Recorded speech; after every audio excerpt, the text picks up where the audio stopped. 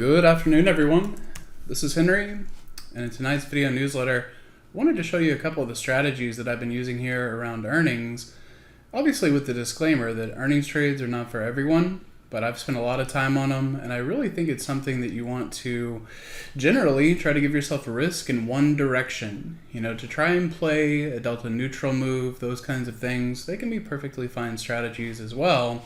But I like the setup here through the unbalanced butterfly, because you can put yourself in a situation where all you're trying to answer is what is the strike that we think we will stay above. And in this case, what I've chosen here for Microsoft was right at 410. So it's down on earnings. I'd positioned myself in a way where I thought Microsoft might have been a little bit more bullish.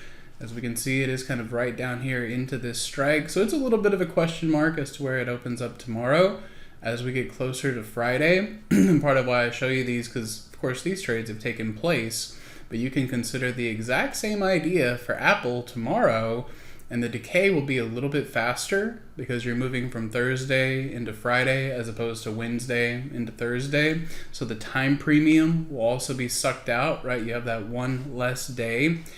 And it's really something that just, I blanketed all three of these with that. So we'll see how the idea looks tomorrow. I've got Meta trading down here at 626. You can see the body of my butterfly was placed at 600.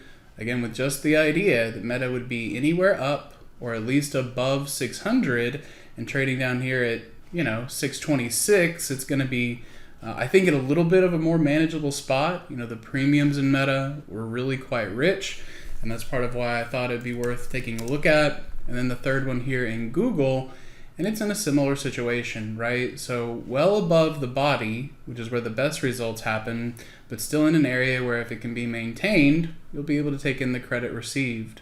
So I think these are great ideas around earnings. I think they are applicable for the earnings ideas that'll be up Thursday afternoon. And last, but certainly not least, if you want to trade them in the opposing direction, right? I actually think that that is okay too. So if you have more of a bearish outlook on things, this can still be a good strategy. You just do it with calls as opposed to puts.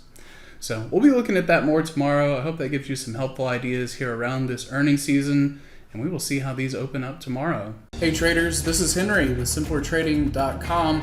I wanted to thank you for watching today's video. I hope you found it helpful, and if so, be sure to click the like and subscribe buttons down below.